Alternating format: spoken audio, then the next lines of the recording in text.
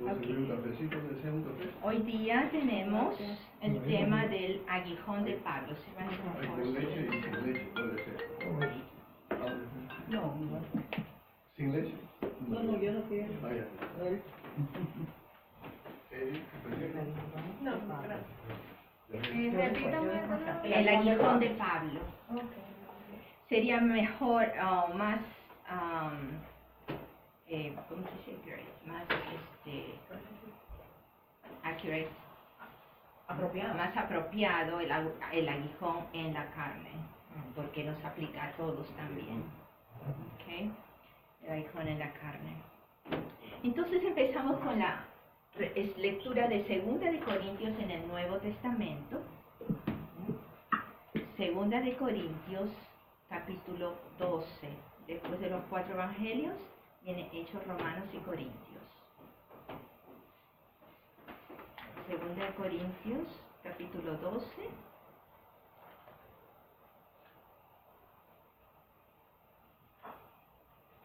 Y verso del 7 al 9.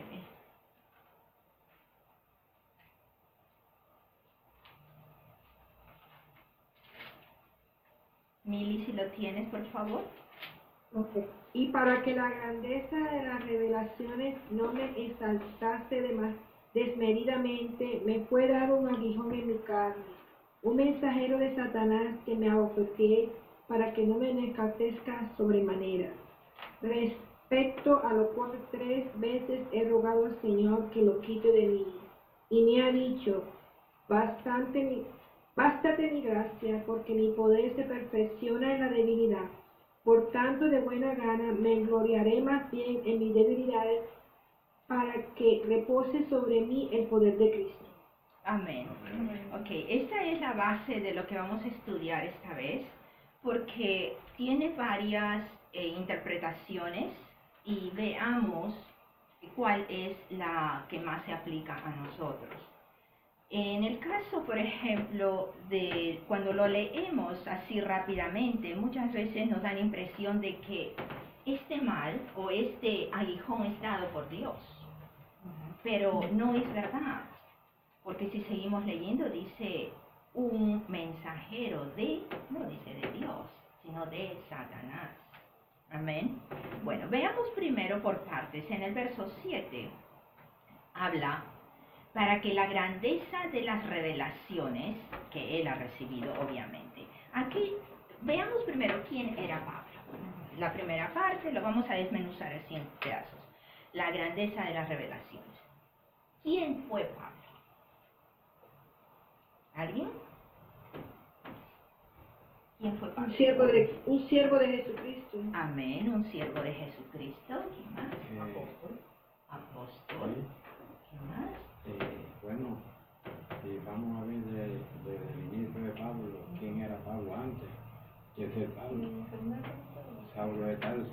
Saulo. El cual era un enemigo del Evangelio. Amén, ajá, era un perseguidor, como Saulo, un fariseo, perseguidor del cristianismo, del Evangelio, de la doctrina que está presentando Jesús. Amén, todo eso está correcto. El apóstol a los gentiles. Pablo fue llamado después del encuentro con Jesús. Vayamos a la izquierda, estamos en 2 de Corintios, pasamos 1 de Corintios y llegamos a Romanos. Vayamos a Romanos 1:1 para ver cómo se presenta Pablo en la epístola o en la carta que escribe a los romanos. Siempre en las cartas que ha escrito a iglesias o a personas, siempre se ha presentado de una manera característica. ¿Qué es lo que nos dice acá en el 1:1 de Romanos? Nelly, por favor. Yo, Pablo, esclavo de Cristo Jesús y elegido por Dios para ser apóstol y enviado a predicar su buena noticia, escribió esta carta. Amén. Él se está presentando como un siervo de Jesús llamado a ser apóstol, o sea, un apóstol de Jesucristo apartado para enviar las buenas nuevas, o sea, que es el Evangelio. Vayamos a la derecha pasando Corintios y llegamos a Gálatas. Gálatas 1:11. ¿Qué es lo que nos dice? Heidi, por favor. Mas os hago saber, hermanos, que el evangelio que ha sido anunciado por mí no es según hombre. Amén. Está diciendo Pablo en cada carta que ha escrito, él ha recibido una revelación y que esto que él está anunciando, estas buenas nuevas, no ha sido recibido por ningún ser humano. ¿Qué quiere decir? No ha ido a ningún seminario, él no ha ido a ningún instituto, no ha seguido las enseñanzas de los apóstoles tampoco. Veamos entonces que no tuvo un maestro humano. ¿Y qué nos dice el verso 12? Yanira, por favor. Pues yo ni lo recibí ni lo aprendí de hombre alguno, sino por revelación de Jesucristo. Amén. Amén. Nos está diciendo de quién lo ha recibido. Directamente de Jesucristo. Jesucristo ya cuando murió, ya cuando ascendió y se le revela a él recibe una revelación de una manera muy especial, que fue el único que recibió esta revelación. Sí, o sea, en un paréntesis, hay muchos pastores que dicen que Pablo fue enseñado por Ananías cuando le abrió los ojos. Ananías No, o los Ananías, apóstoles, lo cual pero no es cierto, porque acá no. está aclarando de que toda su enseñanza vino directa de Dios. Ahora, si recordamos que él, siendo fariseo, él era doctor de la ley. ¿Qué quiere decir? Que él sabía muy bien el Antiguo Testamento, el Tanaj o la Torah. Entonces, él era un perseguidor de los creyentes, y esto nos revela en Hechos 9, no vamos a ir ahí solamente para recordar dónde está su conversión, ese encuentro que cuando iba hacia Damasco, tiene ese encuentro personal con Jesús, en donde lo ciega, y allí es donde viene su conversión. Su corazón allí entonces reconoce lo equivocado que estaba y se convierte en una nueva criatura después de eso. Ese celo, ese amor que él tenía por Dios, por eso era que perseguía con tanto ahínco a los cristianos. Bueno, en esa época no eran llamados cristianos, pero los seguidores de Jesús. Se da cuenta lo errado que estaba, y ahora entonces ese celo y ese amor se vuelca a la enseñanza de Jesucristo, de la nueva doctrina, para la gente que no sabe todavía de eso. Amén. Entonces, ¿y qué pasa con Saulo aquí? Vayamos al mismo Gálatas 1 y verso 15 y 16. Pero cuando agradó a Dios que me apartó desde el vientre de mi madre y me llamó por su gracia, revelar a su Hijo en mí para que yo le predicase entre los gentiles. No consulté enseguida con carne y sangre. 16. Sí, eso lo dice. Ah, ok. Pero también. Amén. Entonces, nos está diciendo que él, desde que era un feto dentro de su madre, ya Dios lo había apartado. Aunque después, cuando creció, se convierte en fariseo, en estudioso de la ley, en conocedor de otras lenguas, de ciencias, y profundamente el conocedor de la palabra de Dios. Esto le sirve como base para lo que va a enseñar posteriormente. ¿Por qué? Porque en el Antiguo Testamento nos muestra lo que en el Nuevo nos revela con Cristo Jesús. El Nuevo Testamento está revelando lo escondido de Jesucristo en el Antiguo. Siempre hay conexión, siempre hay revelación de uno y otro. Nunca se contradice. Siempre lo que dice el Antiguo tenemos que buscarlo en la revelación del Nuevo. Y lo que encontramos en el Nuevo tenemos que buscar en la raíz en el Antiguo. Amén. Amén. Entonces, vemos que él ya en el tiempo perfecto de Dios estaba separado desde el feto antes de nacer para para servirle. Y después, cuando ya ha venido el momento, cuando ya era grande, cuando ya conocía a fondo las Escrituras, es cuando tiene ese encuentro con Jesucristo y recibe esta revelación. Pero entonces, ¿qué es lo que pasa con él? ¿Qué es lo que hace? Vayamos al verso 17 del mismo capítulo 1. Doroteo, por favor. 17. 1:17, sí. Dice, ni subí a Jerusalén a los que eran apóstoles antes que yo, sino que fui a Arabia y volví de nuevo a Damasco. Amén. Aquí yo he hecho un pequeño mapa, y acá les enseño. Ustedes les mandé también en attachment, no sé si lo han visto. Sí, sí. En este mapa vemos en la época antigua, esta parte pertenecía a Arabia. Esto ahora es la parte que también pertenece a Israel. Pero toda esta zona es el desierto de Sinaí, que se supone que por esta zona sur es donde estaba el monte Sinaí, que es a donde, lo puedes tomar, hijo, lo pasas, es donde Moisés recibe las tablas de la ley y es a donde Pablo también se retira por 3 años para buscar ese encuentro con Dios en donde va a empezar la revelación, a recibir la revelación. Amén.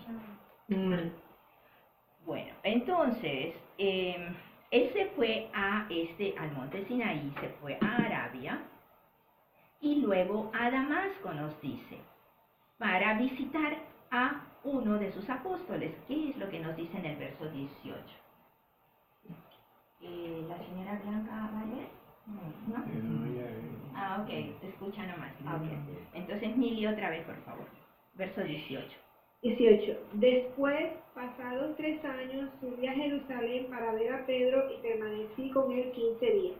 Ok, nos está diciendo que visitó solamente a un apóstol, que era Pedro, y solamente por 2 semanas. 2 semanas, solo 15 días estuvo con él. ¿Para qué? Para obviamente compartir. Mira lo que me está pasando. Mira qué cosa tienes que conoces tú y qué estoy conociendo yo. Esto me está ocurriendo y Pedro se suponía que era el líder del grupo de los apóstoles. Bueno, están compartiendo en cierto modo conocimiento. Pero después de eso, gracias. Después de eso, en el verso 21, ¿qué es lo que pasa? ¿A quién le toca? Nelly, por favor. Después de esa visita me dirigí al norte, a las provincias de Siria y Cilicia. Ok. Si vemos en la parte de atrás, el norte, mira, el mapa donde estaba en las montañas del Sinaí, ha subido bastante más lejos, porque aquí, donde está al otro lado, está acá abajo. Y aquí están las montañas de Cilicia, ¿y qué más decía? Y Siria. Siria. Siria y Cilicia. ¿Y dónde está Siria? Cilicia está acá y Siria está por aquí mismo. Acá abajo. Okay. O sea, estos 2 sitios. Siria, Cilicia. ¿Eh? ¿Lo ven? Okay. Bueno, ¿cuánto tiempo estuvo allí? Vayamos a Gálatas 2:1. Sí. Después, pasados 14 años, fui otra vez a Jerusalén, juntamente con Bernabé, tomando también conmigo a Tito. Ya tenía gente que lo apoyaban, gente que iban a aprender junto con él las buenas nuevas para también discipular a otra gente. ¿Cuántos años entonces estuvo en este sitio? 14. Recibiendo. Primero estuvo 3 años que empezó Dios a revelarle y luego 14 años más separado de los apóstoles. Solo Él es el que ha recibido toda esta revelación que tenemos en el Nuevo Testamento. El hombre escribe luego, al final, 2/3 de todo el Nuevo Testamento. ¿Amén? Bueno, la segunda parte de Segunda de Corintios 12, 7, 9, pero porque esa es la parte que estamos analizando, nos dice, para que no me exaltase, estamos en el mismo verso 7, que para que las grandezas de las revelaciones no me exaltase desmedidamente, me fue dado un aguijón, un mensajero de Satanás. Ok. Sabemos que la obra de Dios, cuando nos implica el trabajo, nos implica siempre el poder de Dios trabajando a través de nosotros, ¿qué va a pasar con la carne? La carne se va a levantar. Oh, yo soy privilegiado. Oh, mírame, yo puedo hacer. Empieza a exaltarse. Entonces, ¿qué nos está diciendo? Tenía que controlar su carne.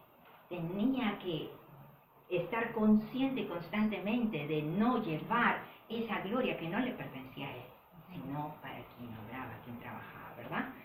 Si lo ponemos al día de hoy, es lo mismo. Dios nos usa a todos por igual, a unos más, otros menos. ¿Por qué? Porque tenemos de repente esa comunión más íntima, porque tenemos un oído más sensible, más agudo a su voz, que lo entendemos, escuchamos, o porque sencillamente estamos más cerca a la persona que necesita una solución o una palabra. De cualquier manera que Dios nos use, nosotros podemos siempre sentir ese gozo, pero tenemos que recordar que somos un instrumento vacío, un conducto hueco, por donde el Espíritu va a soplar su Espíritu y su poder y obrar en la otra persona que tenemos delante. Bueno, en este caso, vayamos a la misma segunda de Corintios donde estamos, capítulo 1 y verso 5.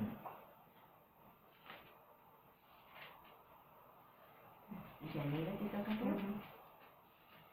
Porque de la manera que abundan en nosotros las aflicciones de Cristo, así abunda también por el mismo Cristo nuestra consolación. Amén. Sabemos que Cristo fue perseguido, que Cristo sufrió. Nosotros tenemos, si estamos en Él y Él en nosotros, primero que Él ha sufrido por causa nuestra. Él ha cargado todo nuestro sufrimiento, pesares, malestares, enfermedades, pecados, transgresiones, abominaciones, etcétera. Todo lo ha cargado Él. Entonces Él sufrió por nosotros, pero si nosotros estamos en Él, Él nos ofrece esa libertad, su posición de estar bien delante de Dios. Pero acá nos está diciendo que si estamos llevando ese sufrimiento, ese dolor con Él, hemos participado, hemos sido partícipes, por supuesto, porque por nuestra culpa Él lo ha llevado. Pero así también, por medio de Él, tenemos ese consuelo, esa esperanza, esa libertad. Amén. En el Evangelio de Juan 15, hacia la izquierda sigamos, Evangelio de Juan, pasamos Romanos, Hechos y llegamos a Juan. Juan 15, 18. ¿Qué es lo que nos dice? Juan 15, 18. Si el mundo os aborrece, sabed que a mí me ha aborrecido antes que a vosotros. Amén. No nos olvidemos que el mundo lo aborreció primero a Él. Y a nosotros, como seguidores de su doctrina, seguidores de sus pasos, de su enseñanza, también vamos a tener ese camino de persecuciones, de aborrecimiento, de conflictos. Pero como dice Pablo, debemos también gozarnos. ¿Por qué? ¿Qué pasa? El enemigo está frente a ti. Si el enemigo no te temblara, no viera un problema en ti que va a arriesgar su reputación o que va a perder una de sus almas esclavas, no te haría caso. Pero si a ti te afecta, te ataca, viene sobre ti, gózate, porque quiere decir que tú eres un peligro para él. Eres un riesgo para Él. Entonces está cuidando de ti. Empieza a hacer cosas alrededor. Es cuando tenemos que gozarnos porque decimos, sí Señor, por tu gracia estoy caminando donde debo caminar. Amén. Ok, Pablo está escribiendo todas estas cartas o epístolas a diferentes hermanos y ciudades para dar a revelar lo que había recibido de Dios. Ya era conocido, ya como decimos popular en la media de hoy día. Entonces nos dice este verso que como consecuencia de la abundancia de las revelaciones que él ha recibido, es que empieza el problema, que dice el aguijón en su carne. Y es lo mismo que acabo de explicar, que vamos a tener ese aguijón, un malestar, una traba, algo que nos molesta, que nos inquieta, que nos hace mover de parte del enemigo, porque no quiere que hagamos lo que Dios tiene para nosotros, que no lleguemos a exponer a otra gente a participar del Evangelio. ¿Amén? Amén. Ahora, veamos lo que es la soberanía de Dios. Porque si decimos, Pablo está diciendo que tiene este aguijón, y en el siguiente verso, espera, déjame regresar a 2 Corintios 12.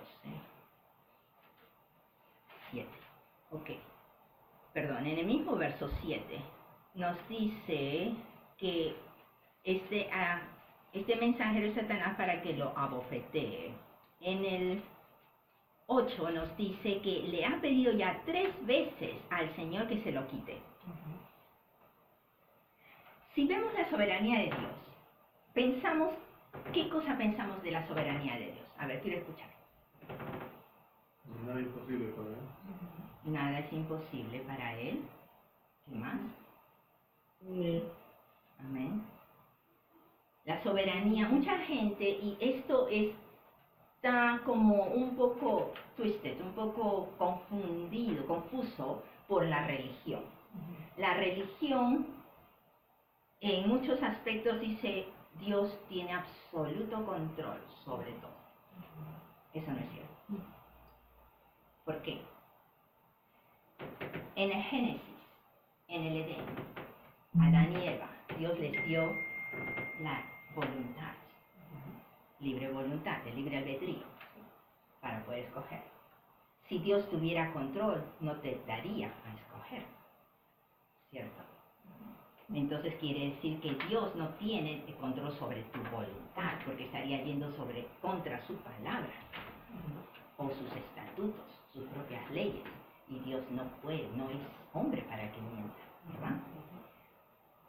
Entonces, si igual Satanás tampoco no puede tocar tu voluntad, él te va a molestar constantemente, te va a poner ideas y cosas negativas, pero no puede tocar tu voluntad. La voluntad pertenece a cada uno de nosotros. Y es por voluntad que hacemos las cosas o las dejamos de hacer. Entonces, vemos que Dios no puede ir contra su palabra ni contra sus estatutos. Si fuera así, ¿qué pasa con la maldad del mundo? ¿Le echaríamos la culpa? Todos los raptos, las violencias que hay, todos los crímenes, todas las, etcétera, que ocurre, toda la maldad del mundo, le echaríamos la culpa a Dios. Dios, si tú eres el que tienes control absoluto de todo, ¿qué pasa? No, entonces después podemos decir, es que hay cosas que hace y cosas que no. Dios nunca hace las cosas medias. Sí es sí y no es no. Y también nos dice que lo sigamos de la misma manera, con un sí o con un no. Así que vayamos por un momento a Romanos, a la izquierda de Corintios. ¿En dónde estábamos? ¿En qué libro estamos? ¿Dónde está lo mío? Ok, en Romanos 8, 28.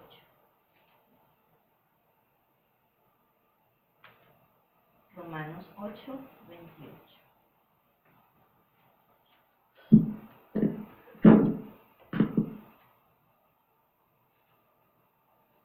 Enseguida regresamos a Deuteronomio que me salteamos.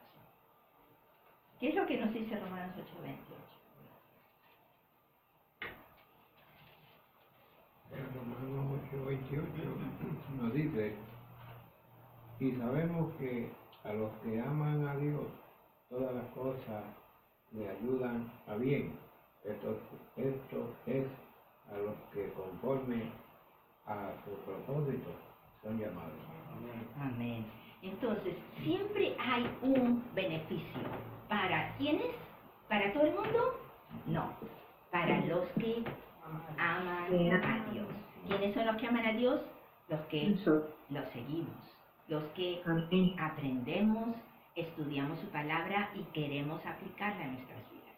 Entonces, aquel que es hijo de Dios, aquel que ha recibido y recibe instrucción de la palabra, porque si no la conoces igualito como la vas a aplicar, es siempre un beneficio. De todo lo que ocurre, vamos a buscar siempre lo positivo para experiencia, si ocurre alguna prueba, algo malo que ha ocurrido, experiencia para la siguiente vez, o etcétera. Pero siempre es para nuestro bien. ¿Por qué? Porque siendo hijos de Dios, tenemos ya la voluntad entregada a Él. Y nos dice, hijos de Dios debemos ser guiados por el Espíritu de Dios. Entonces, si somos guiados por el Espíritu de Dios, vamos a caminar por un camino recto. Vamos a caminar por un buen camino, no por el, si aún cuando estás en la calle y por adelante te van a atracar o aparece alguien y te va a robar, el Espíritu de Dios te va a hacer dar la vuelta, te va a proteger, te va a poner ángeles, te va a hacer algo, pero siempre para protección de sus hijos, que lo aman, que lo buscan y que se entregan a Él. Amén. Amén. ¿Puedo decir algo, hermana? Sí. Ok. También, o sea, para aclarar algo que es importante, debe uno saber que aparte, o sea, sabiendo de que somos hijos de Dios, guiados por Él, pero lo que tuvimos una conversión genuina ante Él. Amén. Que a través de esa conversión es que recibimos el Espíritu Santo y donde podemos aprender o saber ya escuchar lo que nos dice el Espíritu, porque cuando andamos en la perdición o en la carne no tenemos ese Espíritu Santo que recibimos a la hora de nosotros convertirnos genuinamente o tener el arrepentimiento genuinamente para poder entender el Espíritu, porque si andamos en el otro camino no escuchamos ni entendemos nada. Así es, somos ciegos y somos sordos, así es. Porque muchos dicen que son hijos de Dios, que sí creen en Jesús, que han recibido el Espíritu, que se han convertido, pero solo de nombre. Porque, como dice, sus frutos, por los frutos los reconoces. Si es que esta persona está con un pie en la iglesia o en la palabra y otro pie en el mundo, pues sus frutos no va a tener frutos. Esos frutos van a estar, o ese árbol va a estar sin muchas hojas, sin muchas ramas, y va a demorar más en dar. Ahora, también es en el ambiente donde uno se mueve, ambiente de cristianos, ambiente de fe, nos edificamos unos a otros, nos impulsamos, nos estamos siempre motivando a seguir con la palabra. Amén. Échate la salsita encima, ¿no quieres?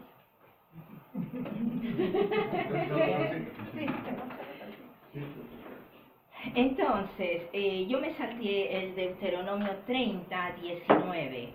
Porque ahora estábamos hablando de lo de la voluntad de cada uno, el libre albedrío. Y así como estaba en el Edén, Adán y Eva, que les dio a escoger de todos los árboles podían comer, excepto de uno, es la obediencia. También en Deuteronomio 30:19, vayamos por un momentito ahí, es el 5º libro del Antiguo Testamento. Deuteronomio 30 y verso 19. ¿Qué es lo que nos dice, Mili, por favor? A los cielos y a la tierra llamo por testigos hoy contra vosotros que os he puesto delante la vida y la muerte, la bendición y la maldición. Escoge pues la vida para que vivas tú y tu descendencia. Amén. Amén.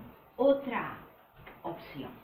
Tenemos cuántas opciones en este un verso. el verso 19, nos dice, nos presenta la vida o la muerte. Y la muerte.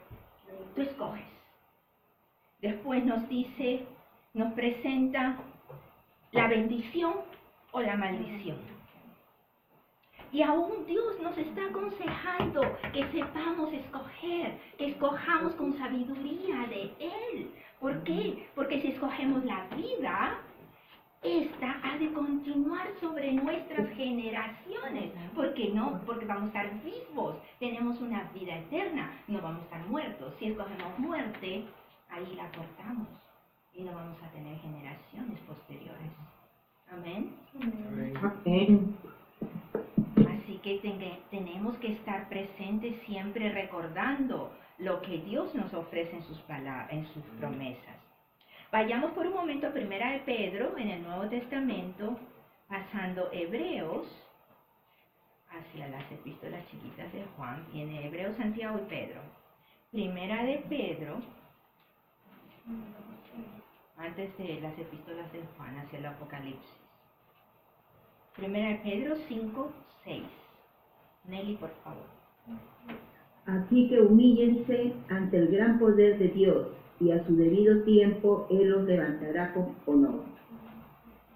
Es la humillación de nosotros, de corazón, con respeto reverencial a Dios.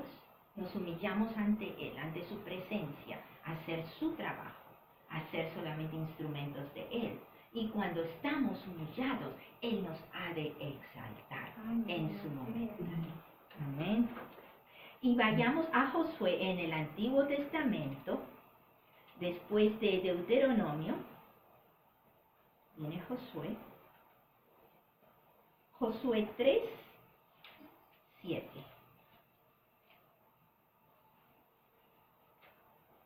Henry, por favor.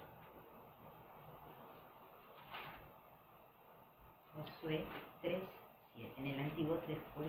3, 7. Sí. Entonces el Señor dijo a Josué: desde este día comenzaré a ser grande delante de los ojos de todo Israel, para que entiendan que como fui con Moisés, así seré contigo. Amén. Le dice, desde ahora te voy a engrandecer, te voy a hacer conocido, te voy a hacer el rey, el gobernador, el libertador, el líder, el guía de todo Israel. Y vas a ser conocido en la historia igual que Moisés. Porque es la exaltación de cuando uno humildemente sirve a Dios, Él nos exalta. Pablo presenta las grandezas de Dios a la gente. Dios obra milagros a través de Él, sanaba enfermos, paralíticos caminaban, muertos resucitaban, etc. Igual que Jesús. Entonces, ¿ustedes creen que el diablo estaba contento y tranquilo con lo que Pablo hacía? Por supuesto que no. Él sufrió muchas persecuciones, etc. Vayamos a 2 Corintios, en el Nuevo Testamento nuevamente, después de los 4 evangelios, Hechos, Romanos, Corintios. 2 Corintios 11, 24 al 27. Y vamos a ver los sufrimientos de Pablo, así rápidamente. Yanira. De los judíos, 5 veces he recibido 40 azotes menos uno. 3 veces he sido azotado con varas. 1 vez apedreado. 3 veces he padecido naufragio. 1 noche y 1 día he estado como náufrago en alta mar. En caminos muchas veces, en peligro de ríos, peligros de ladrones, peligros de los de mi nación, peligros de los gentiles, peligros en la ciudad, peligros en el desierto, peligros en el mar, peligros entre falsos hermanos, en trabajo y fatiga, en muchos desvelos, en hambre y sed, en muchos ayunos, en frío y en desnudez. Amén, amén. Todas las cosas que ha pasado Pablo ha sido realmente fuerte, exagerado. Entonces, el mensajero de Satanás que él recibe es ¿para qué? para que lo atormente, para que lo abofetee, nos dice la Escritura, para que no lo deje en paz. Y sabemos que fue enviado por Satanás. Entonces, esto es una acción que se repite constantemente. Es este malestar que él va a tener, o una enfermedad, o algo específico, que muchos le aplican porque él tenía un problema de un ojo, creen que sea eso, creen que era porque tenía problema de cuando lo perseguían, que casi lo matan, quedó con un problema de una cadera, etcétera, etcétera. Pero realmente veamos ahora por qué algo muy específico y que no es conocido, ni tampoco está así ¿qué te digo? Fácilmente de verlo o de leerlo, ¿ok? Entonces, Satanás no va a permitir que se distribuya este conocimiento o que la gente acepte lo que él está ofreciendo a través de las Escrituras. Cuando él le pide en el verso 8, le pide a Dios que le quite ese problema, entonces podemos analizarlo de dos maneras. Dios nos da las herramientas, y eso lo sabemos. Nos ha dado ya las herramientas para trabajar con nosotros, en su nombre, ¿verdad?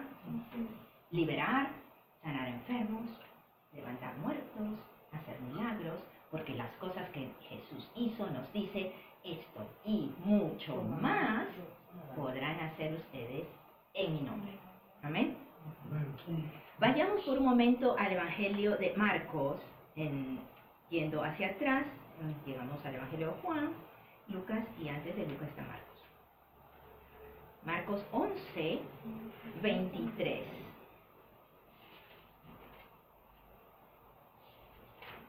Marcos 11, 23. ¿Qué es lo que nos dice?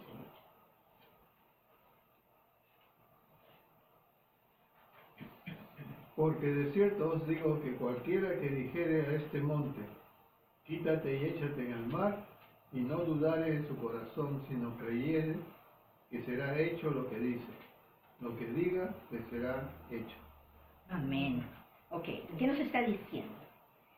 Que con la fe que tú tienes, tú hablas la palabra, que la palabra tiene poder, y le dices a este monte que se mueva. ¿Y cuál es el monte o tu montaña? Es tu problema, ¿verdad? Ok. ¿Te dice Dios que le hables a Él de tu problema? ¿Te dice Dios que se lo pidas en oración rogando que lo quite por ti? Tú mismo lo haces. ¿Te dice Dios que vengas a Él y que esperes hasta que Él actúe? Te dice, tú habla a tu montaña, y con tu fe esa montaña se ha de mover. Nos ha dado las herramientas. Santiago 4:7 nos dice, resiste al enemigo, ¿para qué? Para que huya, y se irá, pero lo resistes, ¿ok? Entonces, Él nos está dando esas herramientas. Puede ser que ahorita, cuando Pablo le ha pedido, nos dice, le ha pedido a Dios que se lo quite, Dios no va a actuar, porque Él nos ha dado las herramientas. ¿Ok? Esa es una interpretación. La otra interpretación sería que esta se refiere a las persecuciones. Ya hemos visto cómo ha sido perseguido Él. Ya hemos visto cómo ha sufrido grandemente. Sin embargo, el hombre estaba gozoso y no moría, porque no era su momento de morir. Cuando nosotros estamos en una enfermedad, si hemos recibido una enfermedad, que si seguimos la palabra de Dios no deberíamos recibir las enfermedades. Si las recibimos, Jesús las refiere a o pecado, o que se ha abierto la puerta al enemigo por alguna razón, o estamos escuchando cosas negativas que nos hace dudar de la palabra.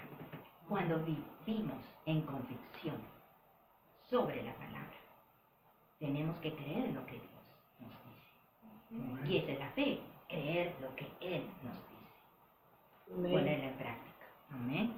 Bueno, entonces, aquí Pablo, vayamos un momentito, estamos en Marcos, vayamos a la derecha al libro de Lucas, el Evangelio de Lucas 6:26.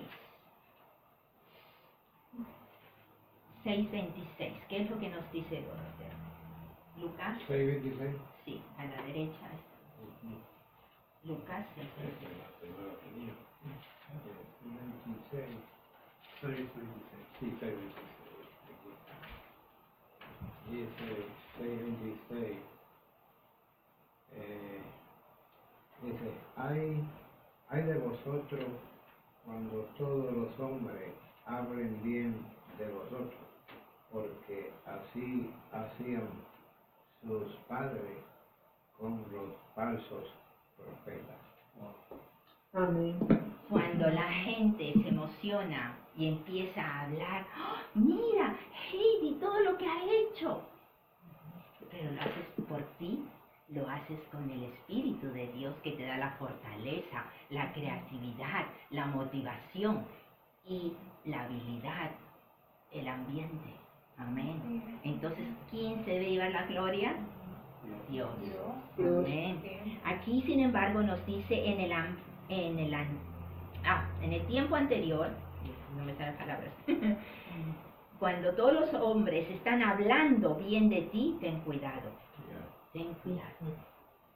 Porque escucha lo que dicen y corrige si tienes que corregir. Amén. Vayamos a 2 de Timoteo, hacia la derecha. 2 de Timoteo está antes de Hebreos. 2 de Timoteo 3:12. Mili, por favor. Y también todos los que quieren vivir piadosamente en Cristo Jesús padecerán persecución. Pablo mismo nos está diciendo en su carta a Timoteo, esta segunda carta a Timoteo fue la última carta, la última epístola que Pablo escribe desde la prisión romana. Y nos está diciendo, todo aquel que quiera seguir a Cristo, que quiera vivir de acuerdo a su doctrina, va a recibir ¿qué? Persecución. Persecución.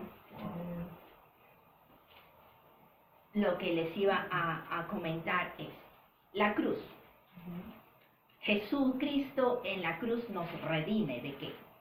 El pecado. Nos limpia el pecado, nos da la vida eterna, nos libra de enfermedades. Él se llevó todo malestar, todo problema, todo pecado, todo lo que podamos tener que nos impide vivir gozosos, que nos impide vivir larga vida, que nos impide vivir en esta tierra de una manera diferente a la que nos dice la palabra. Sin embargo, Él no nos ha redimido de persecuciones. Y ese es el bingo que Pablo tiene también. Pablo va constantemente, desde que recibe la revelación, tiene persecuciones. Y esa es la segunda interpretación de este verso, que ese enemigo que lo tiene constantemente, ese mensajero de Satanás, puede ser las persecuciones, porque eso lo vamos a seguir nosotros también, lo recibimos. Aquí en Estados Unidos no tanto, pero en Europa, en el Medio Oriente, en otros países que no tienen la libertad de la religión, sabemos que son perseguidos. Aquí la tenemos, pero de otro modo. De otra manera. De otra manera, realmente. Es pero más aquí suave, es más mucho más suave, porque no pone en riesgo tu vida. Sí, así es. Ajá. Pues las condiciones están ahí. escondidas. Exactamente. Mm. Ya. Entonces vayamos a 2 de Corintios nuevamente.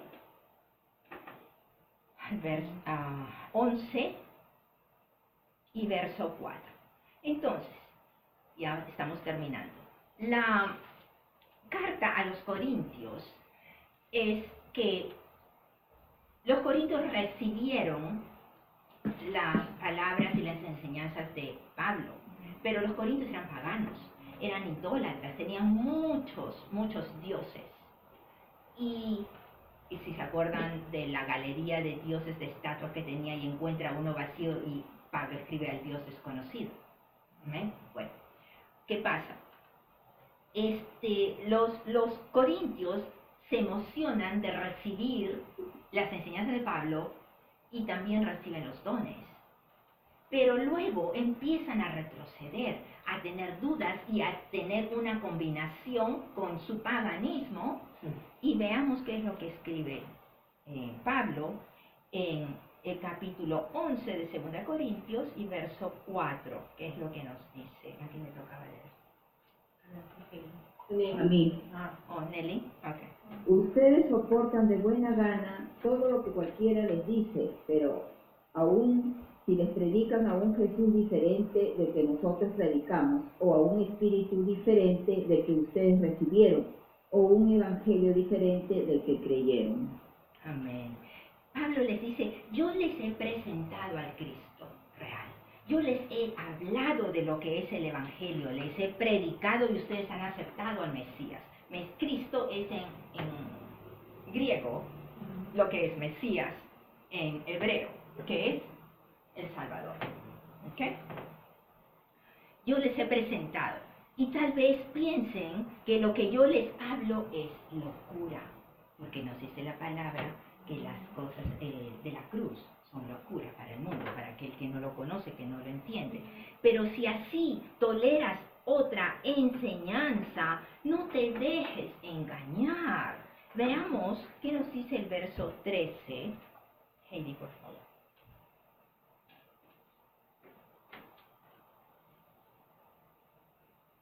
Segunda Corintios 11:13. Porque estos falsos apóstoles son obreros fraudulentos, transfigurándose en apóstoles de Cristo.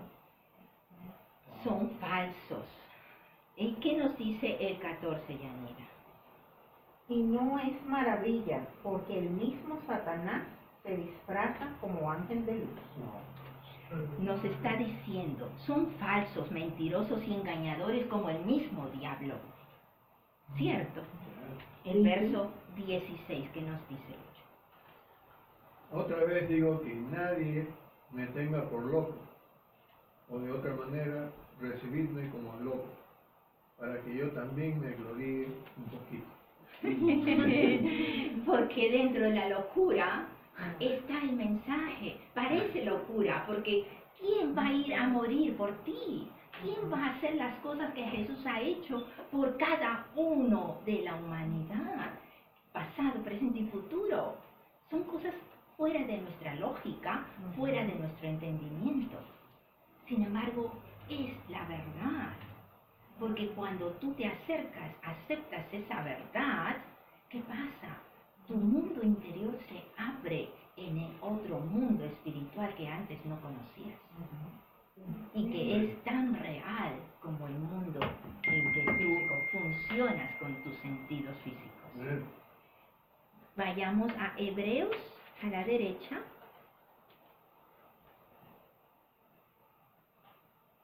Hebreos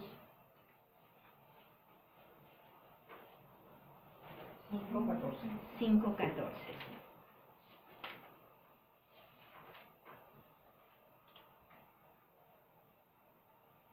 ¿Qué nos dice Hebreos 5:14? ¿Ya? No sé.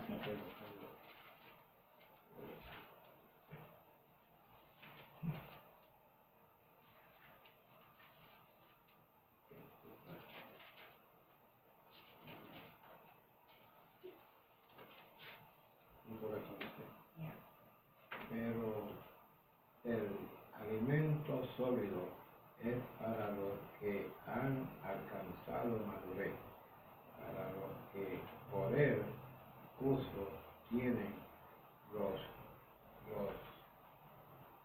sentidos ejercitados en el discernimiento del bien y del mal. Amén. Nos está diciendo que El alimento sólido. Sabemos a quién se le da el alimento sólido y a quién se le da el alimento como la leche. Para los bebés espiritualmente. Y el alimento sólido son para los que son más maduros, que ya tienen dientes, que ya pueden morder y saborear un poco más, ¿verdad? La palabra. Estos que comen este alimento sólido, ¿era qué número? 514. 514. Ok. Los que comen entonces este alimento sólido empiezan a ejercitar sus sentidos. ¿De qué sentidos habla? Sentidos espirituales, porque ya están un poco más maduros, como estaba hablando. Ya se ha recibido, se ha abierto ese mundo espiritual. Y al ejercitar los sentidos, va a venir entonces lo que dice la última parte de este verso, que es el discernimiento del bien y el mal. ¿A qué se refiere el discernimiento del bien y del mal? ¿Qué quiere decir? Que ya sabemos qué nos conviene hacer o qué no, por dónde caminar y por dónde no. Amén. Que cómo actuar en algunas situaciones según según el ejemplo o la enseñanza que nos ha dejado Jesucristo. Amén. Cuando estamos en una situación, cómo debemos de actuar, cómo debemos reaccionar en las situaciones. Acuérdate siempre de que el discernimiento nos lo da el Espíritu. Si somos guiados por el Espíritu, inmediatamente nos va a decir, por este camino sí, por este camino no. Y eso es lo que debemos ejercitarnos, dice. Una vez que estamos ya en el Espíritu madurando y seguimos avanzando, vamos a tener este discernimiento más rápido. Amén. Gloria a Dios. Preguntas, comentarios.